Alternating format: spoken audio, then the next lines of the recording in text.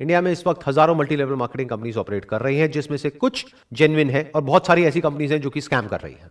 In fact पास में भी ऐसी बहुत सारी कंपनीज हैं जिन्होंने पब्लिक के साथ में बहुत बड़ा स्कैम किया। उसके बाद में या तो वो कंपनीज बंद हो गई या उनके जो ओनर्स थे उन्होंने सारा पैसा इकट्ठा किया पब्लिक का और वो भाग गए। और जब इस तरह के स्कैम्स बहुत ज्यादा बढ़ गए हमारी कंट्री में, तो गवर्नमेंट ऑफ इंडिया ने एक बहुत ही अच्छा स्टेप उठाया पब्लिक वेलफेयर के लिए। Consumer protection direct selling rules को इंट्रोड्यूस किया। और अच्छी बात यह है कि ये सारे रूल्स हिंदी में भी लिखे हुए हैं और इंग्लिश में भी लिखे हुए हैं, जिससे कि कोई भी इंसान इसको अच्छे से पढ़ सके और समझ सके। इसका लिंक मेरी इस वीडियो के नीचे डिस्क्रिप्शन में है। इससे पहले कि मैं बात करूं कि ये रूल्स क्या है, हमको ये समझना बहुत जरूरी है कि जो डायरेक्ट सेलिंग इंडस्ट्री है इसकी शुरुआत कैसे हुई थी और उसके पीछे का लॉजिक क्या था। तो जब इस इंडस्ट्री की शुरुआत हुई थी तो उसका लॉजिक बड़ा सिंपल सा था कि आपने एक प्रोडक्ट खरीदा, अगर वो प्रोडक्ट आपको पसंद आया एज कंज्यूमर, तो आपने आगे अपने फ्रेंड्स को और रिलेटिव्स को रिकमेंड किया। जब रिकमेंड किया तो उस कंपनी को प्रॉफिट हुआ, तो उस प्रॉफिट में से कुछ परसेंटेज उस कंपनी ने उस इंसान को दिया जिसने उस प्रोडक्ट को रिकमेंड किया। अगर इसी तरह से इस बिजनेस को एक्चुअल में किया जाए तो इसमें कुछ भी गलत नहीं है। लेकिन अगर एक कंपनी के जो डायरेक्ट सेलर्स हैं वो उस कंपनी के प्रोडक्ट के बारे में तो कोई बात ही नहीं कर रहे हैं, वो बात कर रहे हैं किसी ऐसे प्रोडक्ट के बारे में जिसका उस कंपनी के प्रोडक्ट से दूर दूर तक कोई कनेक्शन नहीं है। फॉर एग्जाम्पल, वो कंपनी बेच रही है साबुन, तेल, शैंपू, और वहां पर बात करी जा रही है मर्सिडीज की, BMW की, और उस कंपनी को आगे से आगे जो लोग ज्वाइन कर रहे हैं उनके ज्वाइन करने का मकसद उस कंपनी के प्रोडक्ट्स या सर्विसेज नहीं है, बल्कि पैसा कमाना है। यहां तक कि उनको प्रोडक्ट से कोई लेना देना ही नहीं है। तो ये एक कंप्लीट स्कैम है जिसको गवर्नमेंट ने पूरी तरह से बैन किया हुआ है। और इस स्ट्रक्चर में कुछ लोगों का तो फायदा होता है, बाकी लाखों लोगों के पैसे डूब जाते हैं। मैं आपको एक रियल लाइफ एग्जांपल देता हूं, उससे आप ज्यादा अच्छे से समझ पाएंगे। फॉर एग्जाम्पल, एक कंपनी है जहां पर 10 लाख लोगों ने ज्वाइन किया हुआ है, उसकी साल की टर्नओवर है 100 करोड़। वहां पे अलग अलग तरह के प्लान होते हैं। कहीं पर होता है कि आपको आगे 3 लोगों को ज्वाइन करवाना है, कहीं पर होता है बाइनरी प्लान, यानी कि आपको आगे 2 लोगों को ज्वाइन करवाना है। बट इन सारी कंपनीज को बोलते हैं डायरेक्ट सेलिंग कंपनीज। तो ये जो डायरेक्ट सेलिंग कंपनीज होती हैं, ये अपने डायरेक्ट सेलिंग नेटवर्क में 30 से 50% के बीच में पैसा डिस्ट्रीब्यूट करती है। एवरेज हम कह सकते हैं 40%। 100 करोड़ में से 40 करोड़ रुपए चला गया इस कंपनी के डिस्ट्रीब्यूशन नेटवर्क में। अभी अमाउंट सुनने में बहुत बड़ा लगता है, 40 करोड़ रुपए।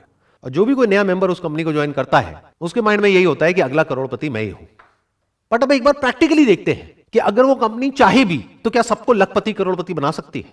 ज्यादातर क्या होता है कि इन कंपनीज में आप एक पैटर्न देखोगे, हर कंपनी का कोई ना कोई एक फेस होता है। वो एक इंसान स्टेज पर आकर के खड़ा होता है, वहां पर वो इंसान आकर के स्टेज पे सबके सामने अपनी इनकम को शेयर करता है और सबको बताता है कि उसके पास में कौन सी गाड़ी है। ज्यादातर इन लोगों के पास में मर्सिडीज होती है, और मर्सिडीज का भी कोई छोटा मोटा मॉडल नहीं, 3 करोड़ का, 4 करोड़ का। इसके अलावा वो इंसान बताता है कि मैं कितना पैसा कमा रहा हूं इस कंपनी से, जो लाखों में नहीं होता है बल्कि करोड़ों में होता है। यानी वो इंसान स्टेज पर आकर के सबके सामने बोलता है कि मैं महीने का 1 करोड़ रुपए कमा रहा हूं इस कंपनी से, और लोग वहां पर बैठ करके तालियां बजाते हैं। वो जो ताली बजा रहे हैं उनको ये नहीं पता है कि वो 1 करोड़ रुपए आ कहां से रहा है। इन अदर वर्ड्स, अगर वो इंसान कह रहा है कि मैं महीने का 1 करोड़ रुपए कमा रहा हूं इस कंपनी से, इसका मतलब साल का कितना हो गया, 12 करोड़ रुपए। तो 100 करोड़ में से 12 करोड़ ये इंसान ले गया। इसके अलावा आप एक और बहुत इंटरेस्टिंग पैटर्न ऑब्जर्व करोगे अगर ध्यान से इस कंपनी के स्ट्रक्चर को समझोगे, कि वो जो एक इंसान होता है उसके नीचे कुछ लोग होते हैं जिसको डाउनलाइन बोलते हैं। उसमें 20 से 30 लोग ऐसे होते हैं जो महीने का लाखों रुपए कमा रहे होते हैं। तो अब एक बेसिक सी कैलकुलेशन करते हैं कि उस कंपनी में जो बाकी के लोग हैं, यानी 10 लाख लोग हैं, उनके हाथ में कितना पैसा आ रहा है। 12 करोड़ मिला उस एक इंसान को जो टॉप पर बैठा है, और 30 करोड़ मिला 29 लोगों को जो उससे नीचे वाले लेवल पर है, यानी हो गया 42 करोड़। यानी कि 42% पैसा यहां पर डिस्ट्रीब्यूट हो गया है। अब मैं मान लेता हूं उस कंपनी का पे आउट है 50%, तो बचा कितना, 8%, 8 करोड़ रुपए। ये 8 करोड़ किसके हाथ में आया, बाकी के जो 10 लाख लोग हैं उनके हाथ में। तो एक इंसान के हाथ में आता है 80 रुपए साल का। अब यहां पर समझने वाली बात यह है कि जो 80 रुपए है ये कैलकुलेशन के लिए एक एवरेज है, बट ऐसा एक्चुअल में नहीं होगा। एक्चुअल में क्या होगा, किसी के हाथ में हो सकता है 8,000 भी आ गया, किसी के हाथ में कुछ भी नहीं आया। तो मैं कोई नहीं होता आपको ये बोलने वाला कि आपको ये करना चाहिए नहीं करना चाहिए, ये डिसीजन आपका है, क्योंकि सिर्फ आपका पैसा नहीं लग रहा है, आपका टाइम भी लग रहा है। प्लस जब आप ऐसी कंपनीज को ज्वाइन करते हो तो बहुत सारी ऐसी कॉस्ट होती है जिसको आपने शुरू में कैलकुलेट नहीं किया होता है। जैसे इन कंपनीज के जो सेमिनार्स होते हैं, यूजुअली उसके लिए आपको टिकट खरीदनी होती है, ट्रैवल के पैसे लगते हैं, आपका टाइम यहां पर लग रहा है। तो आपको सारी कैलकुलेशंस करके चलना है कि आपने कितना पैसा और कितना टाइम लगाया, और साल के एंड में आपके पैसा कमाने की पॉसिबिलिटी क्या है। यानी कि अगर उस कंपनी में 10 लाख लोग हैं और कोई एक इंसान आकर के बोल रहा है कि मेरे पास में 3 करोड़ की गाड़ी है और 1 करोड़ रुपए मैं महीने का कमा रहा हूं, तो वहां पर बैठ करके तालियां नहीं बजानी है, बल्कि उस इंसान से यह पूछना है कि आपके ऐसे और कितने हैं इस कंपनी में। यह पूछना क्यों जरूरी है, क्योंकि वो पैसा वो जो इंसान कमा रहा है वो आपकी जेब से आने वाला है। तो अब सवाल ये उठता है कि क्या सारी मल्टी लेवल मार्केटिंग कंपनीज जितनी भी है वो सब फ्रॉड है? ऐसा नहीं है, कुछ कंपनीज जेन्युइन भी है। लेकिन अब इस फर्क को कैसे किया जाए कि कौन सी कंपनी जेन्युइन है और कौन सी फ्रॉड है, तो आज हम यही काम करने वाले हैं। हम डिटेल में समझने वाले हैं कि कौन सी कंपनी जेन्युइन है और कौन सी फ्रॉड है। इसके बेसिस पे नहीं कि मुझे क्या लगता है या आपको क्या लगता है, बल्कि इसके बेसिस पर कि हमारी कंट्री का लॉ क्या कहता है। 28 दिसंबर 2021 को गवर्नमेंट का एक नोटिफिकेशन आता है जिसमें कि जितनी भी डायरेक्ट सेलिंग कंपनीज हैं उन सब के लिए प्रॉपर गवर्नमेंट ने कुछ रूल्स बनाए। मैंने डिटेल में इन सारे रूल्स को स्टडी किया और इसमें से कुछ इंपॉर्टेंट पॉइंट्स को हाईलाइट किया हुआ है जो हम सबके लिए एज कंज्यूमर समझना बहुत इंपॉर्टेंट है। इसमें कहा जा रहा है, no direct selling entity shall adopt any unfair trade practice in the course of its business or otherwise and shall abide by the requirements specified in any law for the time being in force. In other words, वो company जो भी आपको commit कर रही है अपने products या services को सेल करने से पहले या उस कंपनी को ज्वाइन करने से पहले, उसके बाद में उस कंपनी को उन सारे कमिटमेंट्स को पूरा करना ही पड़ेगा। अपनी एडवर्टाइजिंग के थ्रू या अपने डायरेक्ट सेलर नेटवर्क के थ्रू या किसी भी तरीके से वो कंपनी कोई भी किसी भी तरह का गलत कमिटमेंट करके आपको ज्वाइन नहीं करवा सकती है। अगर ऐसा वो कंपनी कर रही है तो इन रूल्स के अकॉर्डिंग वो बिल्कुल गलत है। अगेन एक बहुत इंपॉर्टेंट पॉइंट है यहां पर, every direct selling entity shall ensure that the advertisements for marketing of goods or services are consistent with the actual characteristics, access and usage conditions of such goods and services. इसका मतलब यह है कि वो जो डायरेक्ट सेलिंग कंपनी है या जो उसका नेटवर्क है डायरेक्ट सेलर्स का, उसमें से कोई भी एडवर्टीजमेंट नहीं दे सकते हैं कहीं पर भी जहां पर कि उस प्रोडक्ट को, उस सर्विस को या उस कंपनी का जो भी प्लान है उसको बहुत बढ़ा चढ़ा करके दिखाया जा रहा है कि वो है कुछ और उसको कुछ और ही दिखाया जा रहा है। अगर मैं इसका एक प्रैक्टिकल एग्जांपल आपको दूं तो आपने नोट किया होगा कि फेसबुक पर, इंस्टाग्राम पर, यूट्यूब पर ऐसी बहुत सारी एड्स आती हैं जहां पे किसी एक पर्टिकुलर सेगमेंट को टारगेट किया जाता है। जैसे कि अगर आप एक हाउसवाइफ हैं और घर बैठे बैठे लाखों रुपए कमाना चाहते हैं तो हमको कॉन्टैक्ट करिए। तो इस तरह की एडवर्टाइजिंग अगर कोई कंपनी कर रही है तो वो एक स्कैम है। अब ये एक पॉइंट है जो बहुत इंपॉर्टेंट है समझने के लिए। A direct selling entity which explicitly और इम्प्लिसिटली, मतलब कि डायरेक्टली या indirectly, vouches for the authenticity of the goods और services sold or guarantees that such goods or services are authentic shall bear the liability in any action related to the authenticity of such goods or services. मतलब कोई भी direct selling company या उसके साथ में जो भी लोग जुड़े हुए हैं वो ऐसी कोई भी गारंटी नहीं दे सकते हैं या कोई भी ऐसा क्लेम नहीं कर सकते हैं जिसको बाद में वो पूरा ना कर सके। फॉर एग्जाम्पल, वो कंपनी आपको ये कह रही है कि अगर आपने हमारी कंपनी को ज्वाइन किया और आप यहां से लाखों रुपए नहीं कमा सके तो आपके पैसे वापस हो जाएंगे, तो उस कंपनी को वो पैसे वापस करने ही पड़ेंगे।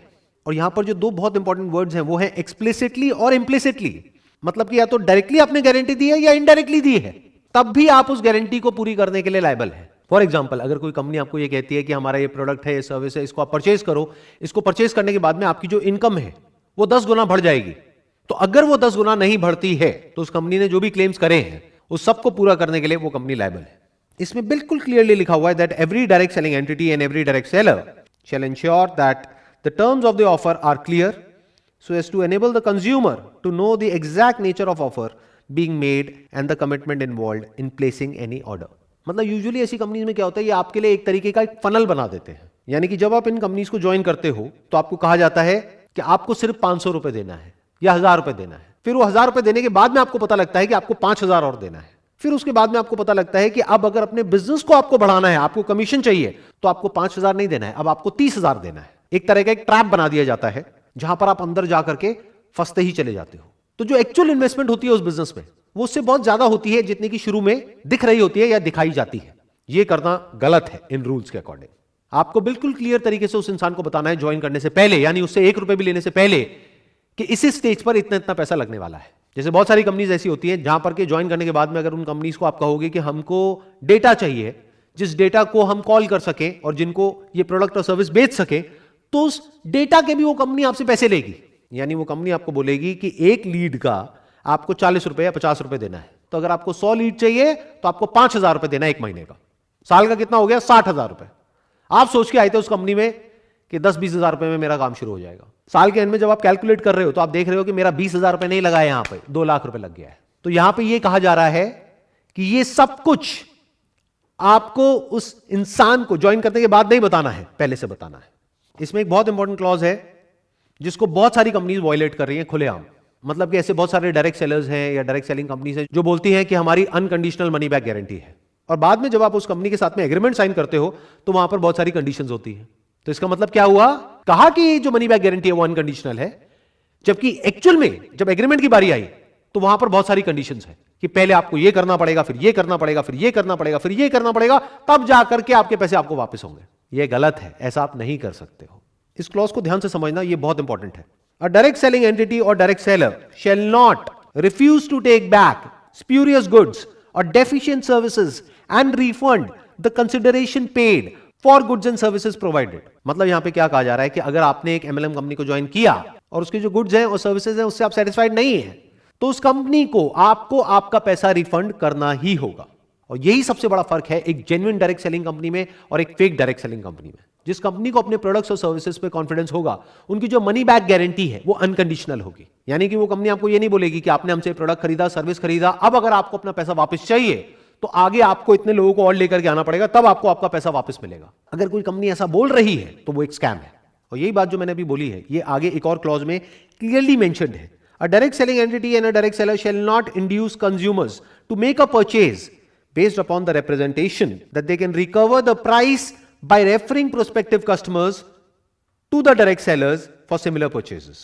In simple words, यहां पर क्या कहा जा रहा है कि आपके ऊपर किसी भी तरह का कोई भी प्रेशर नहीं होना चाहिए उस कंपनी के प्रोडक्ट्स या सर्विसेज को सेल करने के लिए या आगे किसी को मेंबर बनाने के लिए। अगर आप उस कंपनी के प्रोडक्ट्स से, सर्विसेज से पूरी तरह से सेटिस्फाइड हो, तभी आपको रिकमेंड करना है आगे और लोगों को उस कंपनी को ज्वाइन करने के लिए।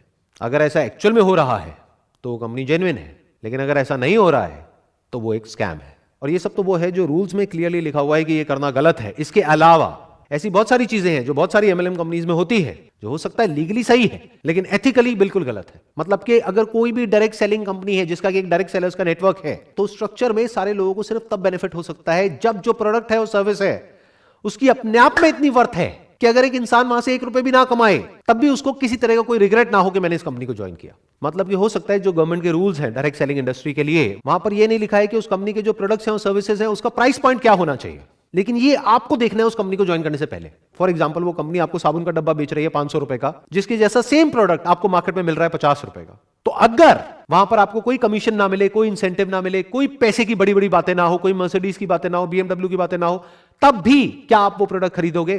अगर तो जवाब है हां, तो वो कंपनी बहुत बढ़िया है।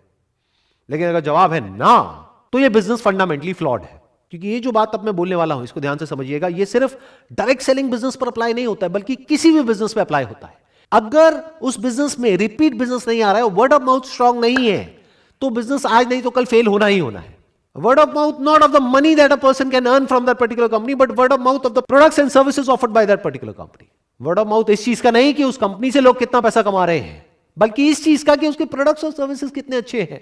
अगर एक्चुअल में उस कंपनी के प्रोडक्ट्स और सर्विसेज अच्छे हैं, कॉम्पिटिटिवली प्राइस्ड हैं, और अगर आप खुद अपने घर में उन प्रोडक्ट्स को बार बार यूज कर सकते हो, तो ये बिजनेस लॉन्ग टर्म में सक्सेसफुल हो सकता है। लेकिन अगर उस कंपनी के जो प्रोडक्ट्स हैं और सर्विसेज हैं उसमें दम नहीं है, तो बिजनेस ने आज नहीं तो कल फेल होना ही होना है। और यही सबसे बड़ा फर्क है एक जेन्युइन कंपनी में और स्कैम में।